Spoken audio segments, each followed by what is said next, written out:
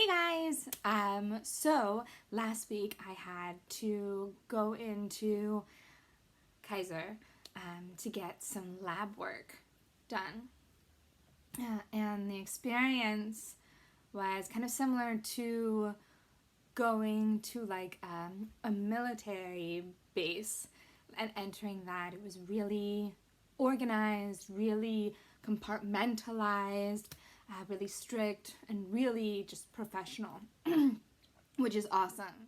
The one thing that I struggled with the most in that experience there at the hospital was communication.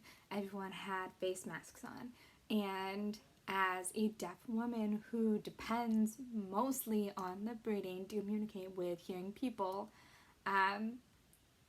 it wasn't possible for me to communicate well with anyone really around me. Lucky I had my fiancé with me to kind of help me answer questions and help guide me where I needed to go. He knows a little bit of sign language, so that helped a little. But not having access to the information myself as an adult made me feel kind of isolated, a little bit frustrated, definitely confused, and a little bit like lesser than. I know that everyone who helped with my care last week was just doing their best to keep themselves safe, to keep me safe, and, all of our families safe. And I have no complaints about how I was, treated there at the hospital. Most people don't realize that communication for people with disabilities, for the elderly, for all of these people who are most at risk, is not what it should be right now, or what it can be. So, being me, I thought on it for a little bit, and I thought of 3 different ways that are either free or low cost for our hospitals, for our care centers, to make themselves more accessible to people with disabilities. Okay, the first way is offering people disposable paper printouts with information on who to talk to, where to go, what the current procedure is, and making those printouts in large font so that they're easy to read for people who have deteriorating eyesight, and for the elderly.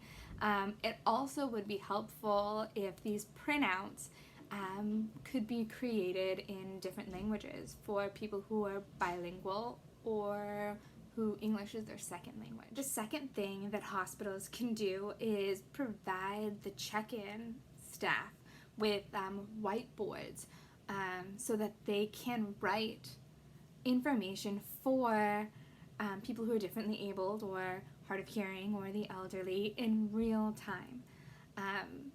A bonus if they can make those same check-in people available to stay with the patient who needs accessibility services until those accessibility services can be provided.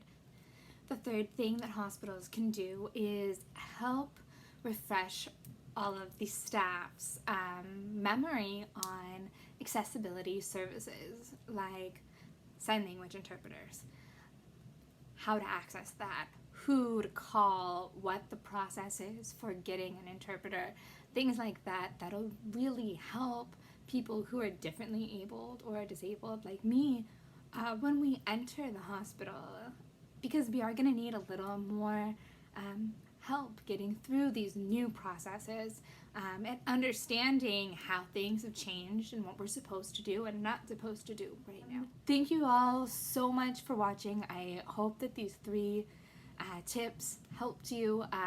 Feel free to share it with hospitals in your area who need, this information. Again, thanks for watching. I don't want any of you guys to worry about my health. I will be fine. I don't know if I have COVID-19. I haven't been tested. But I am doing a lot better. So don't worry about me. Just take care of yourself. Stay safe. Keep yourself healthy. And just remember to be thankful and appreciative of all the beautiful, wonderful things that you have in your life right now. Cherish the little things, okay? Bye, guys. I love you.